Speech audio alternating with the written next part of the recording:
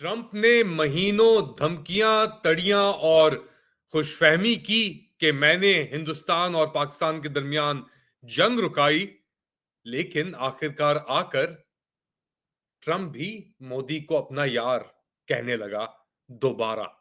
Late Ali show you किस episode में आप सबको खुशामदीद। Do like, subscribe and share this content. अभी चंद ही हफ्ते गुजरे हैं कि डोनाल्ड ट्रंप ट्रंप इंतजामिया ने हिंदुस्तान के ऊपर तकरीबन 50% इंपोर्ट ड्यूटी इंडियन एक्सपोर्ट्स के ऊपर लगाई, टैरिफ्स लगाए और ये दावे भी किए, पता नहीं मेरे ख्याल से 100-150 बार, कि उन्होंने हिंदुस्तान और पाकिस्तान के दरमियान जंग रोकी एक फोन कॉल करके।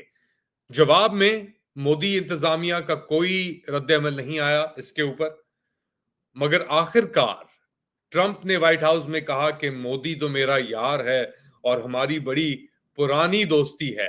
ये कहा कि I will always be friends with Modi, he is a great prime minister, कि मैं हमेशा मोदी का यार रहूंगा और वो बहुत एक अजीम प्रधानमंत्री है। हिंदुस्तान और अमेरिका के दरमियान एक स्पेशल रिलेशनशिप है और किसी परेशानी की कोई जरूरत नहीं। There is nothing to worry about. I don't think we have President Trump when asked about his Truth Social post losing India, क्या क्या इंडिया को खो दिया है? उन्होंने कहा नहीं, क्योंकि मैं नरेंद्र मोदी के साथ बड़ा अच्छा मेरे ताल्लुकात हैं, रवाबित हैं। और 2 महीने पहले वो आए थे रोज गार्डन के अंदर, वहां भी मुलाकात हुई थी। तो इतना सब कुछ करने के बाद, धमकियां, टैरिफ, ये सब कुछ करने के बाद, ट्रंप ने अपनी टून जो है, टोन और ट्यून चेंज कर ली है। जवाब के अंदर हिंदुस्तान भी और नरेंद्र मोदी भी कह रहे हैं कि भाई हम तो हमेशा आपके दोस्त थे, हमने तो कभी भी आपके साथ गदा करने की कोशिश नहीं की। तो एक इंटरेस्टिंग, बेसिकली ये जो स्टेटमेंट आया है नरेंद्र मोदी साहब का जवाब के अंदर, deeply appreciate and fully reciprocate President Trump sentiments and positive assessment of our ties. India and the US have a very positive and forward-looking, comprehensive and global strategic partnership. तो मोदी साहब अभी कुछ दिन पहले चाइना में पुतिन और Xi Jinping के साथ हंसी मजाक कर रहे थे, एक मुत्तहद फ्रंट शो कर रहे थे। और ट्रंप के इस बयानिए के बाद कि मैं तो हमेशा से ही मोदी का यार रहा हूं और वो तो एक बहुत अजीम प्रधानमंत्री है, मोदी साहब के भी अल्फाज अब तो खैर आवाज निकल रही है इस मौजू के ऊपर। बहुत इंटरेस्टिंग। एक और अहम खबर जिसको फॉलो कर रहे हैं वो है ब्रिटानिया के अंदर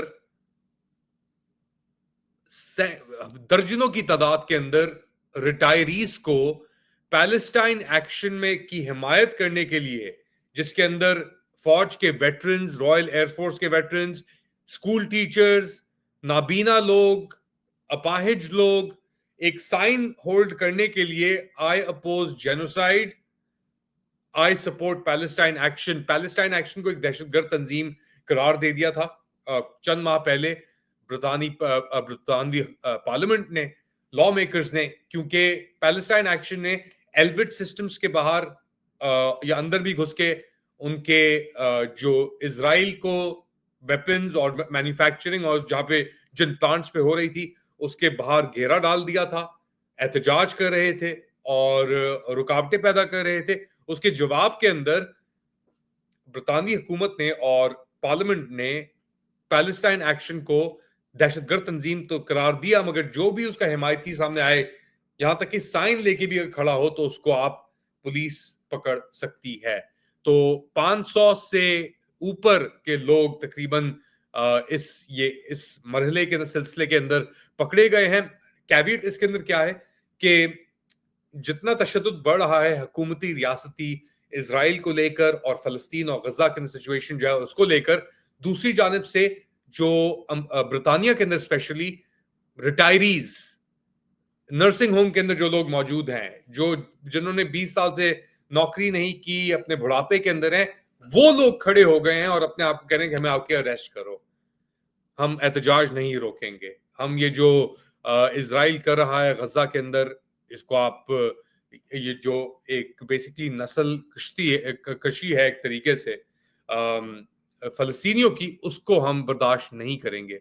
तो उस सिलसिले के अंदर एक अजीब सिलसिला हो गया है कि इज़राइल का दिफ़ा करने में ये जो वेस्टर्न मगरबी हुकूमतें सिविलाइजेशन की जो बात करती थे, इंसानी हकूक की जो बात करते थे, उनका ये हाल हो गया है कि उस पे पर्दा डालने के लिए, जिस पे पर्दा सब पूरी दुनिया के सामने वाज़ेह हो गई, नंगा हो गया इज़राइल जो कर रहा है गज़ा में, उसके ऊपर अभी भी पर्दा डालने के लिए अपने जो बुनियादें हैं, उन्हें काटने पे तुले हुए हैं। ये जो जमहूरियत पसंद मगरबी डेमोक्रेसीज, वेस्टर्न डेमोक्रेसीज, यानी रूल्स बेस्ड ऑर्डर की जो बात करते हैं, ये कवानीन के ऊपर बैन अल-अक़वामी सिस्टम को मबनी करने की जो बात करते हैं, वो अपने ही लोगों को खामोश करने के लिए बुजुर्गों को, रिटायरीज को, एयरफोर्स के लोगों को पकड़ रहे हैं और अंदर कर रहे हैं।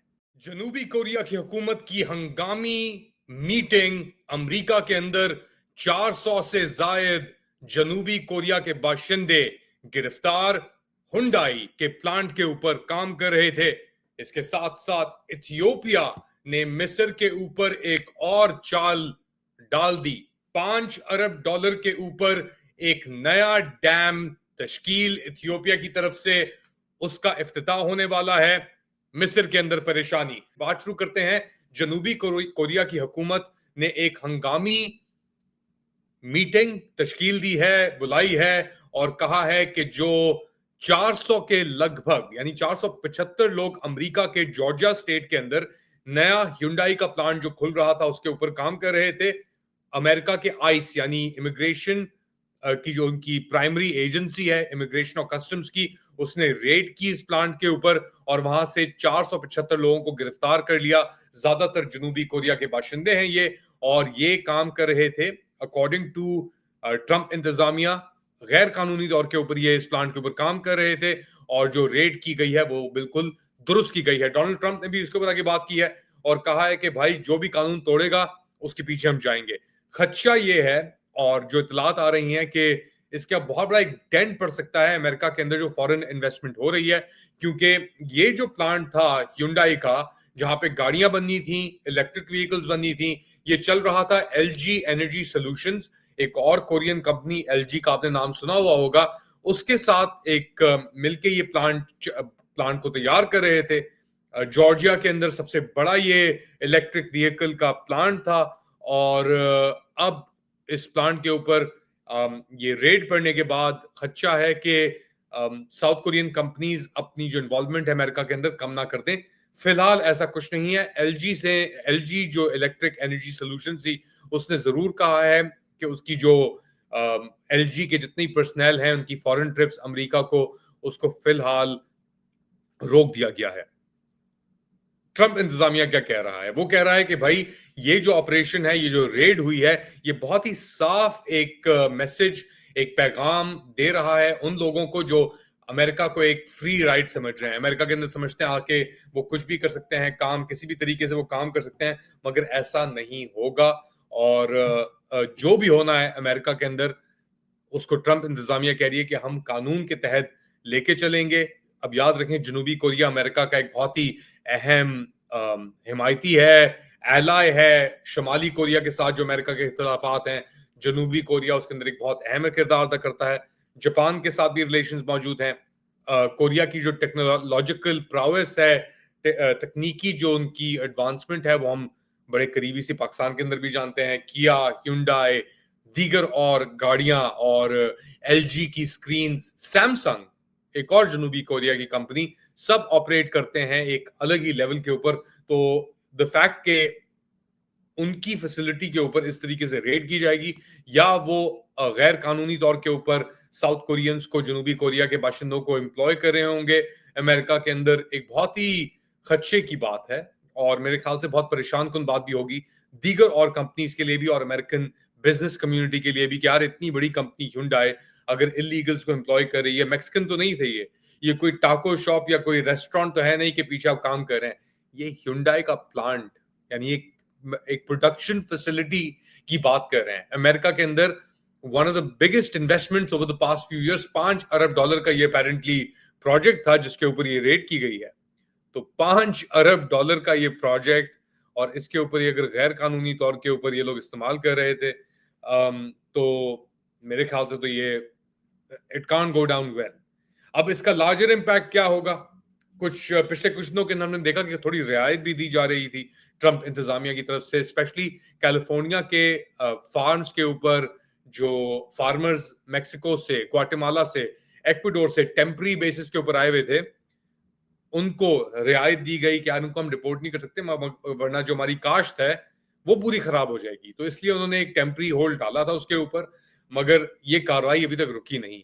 ट्रंप ने तो ये भी कहा है कि मेरे ख्याल से कोई फर्क नहीं पड़ेगा इस रेट के बाद, क्योंकि साउथ कोरिया जानता है किस तरीके से उसने चीजों को आगे बढ़ाना है। एलजी भी इन्वॉल्व है इसके अंदर, जैसे मैंने जिक्र किया। तो जनूबी कोरिया की इन्वेस्टमेंट्स शायद उनको थोड़ा पॉज मिले। अमेरिका के ताल्लुकात अपने पिछले कुछ सालों से जो उनके सबसे गहरे दोस्त थे, ताल्लुकात थे, चाहे वो हिंदुस्तान से हो, चाहे वो अब जनूबी कोरिया से हो, ट्रंप ने आके सबको दाव पे लगा दिया। अच्छा, एक तरफ तो ये अपने एलाइज के साथ ये कर रहे हैं, ये भी बात छेड़ी जा रही है कि शायद वेनेजुएला के साथ जंग ना शुरू कर दी जाए, क्योंकि अभी ट्रंप ने जो डिपार्टमेंट ऑफ डिफेंस था, उनका जो वजारत दिफा है, उसका नाम तब्दील करके उन्होंने डिपार्टमेंट ऑफ वॉर कर दिया है, यानी वजारत जंग उसका नाम कर दिया है, और जंग के लिए लोग तैयार हैं। वेनेजुएला से एक किश्ती आ रही थी अमेरिका की तरफ ओपन वाटर्स के अंदर, उसको एक वीडियो रिलीज करके दिखाया गया कि ये जी ड्रग रनिंग कर रहे थे और इनको हमने मार दिया। अब उसके ऊपर भी कंट्रोवर्सी बनी हुई है कि यार आप किसी ट्रायल के बगैर किसी को किस तरह आप टारगेट कर सकते हैं, मार सकते हैं। तो इसके ऊपर जेडी वांस का भी स्टेटमेंट आया कि हम वो करेंगे जो हमारे हमारे मुफाद में होगा, हमारे फायदे में होगा। अब ये क्या इनके फायदे में है, हमें नहीं पता। 1200 लोग ये फैक्ट्री जो है ये एम्प्लॉय कर रही थी। सबसे बड़ा ये इकोनॉमिक डेवलपमेंट प्रोजेक्ट था जॉर्जिया, जो स्टेट है अमेरिका का, उसकी तारीख के अंदर। और जितने लोगों को पकड़ा गया है उसके अंदर से एलजी सॉल्यूशंस कह रहेगा कि 47 उसके एम्प्लॉय थे, और 250 जो थे वो कॉन्ट्रैक्टर्स के एम्प्लॉय थे, जिनको जॉइंट वेंचर फैक्ट्री के अंदर पकड़ा गया और अब उनको प्रोसेस किया जा रहा है फोक्सटन, जॉर्जिया के अंदर। ये तो खबर हो गई अमेरिका को लेकर।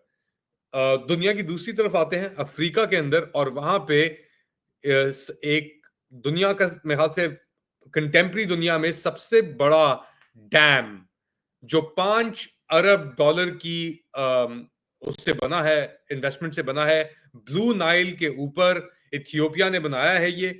और इसका जो साइज है, वो जो लंदन है ना पूरा, उतना इसका रकबा है कि जहां पे पानी जाके भर सकता है। और उसके बाद अब टेंशन स्टोक हो रहे हैं मिस्र और इथियोपिया के दरमियान। मिस्र कहता है कि आपने ये जो कंस्ट्रक्शन किया इलीगल कंस्ट्रक्शन है, हम इसको तबाह कर देंगे।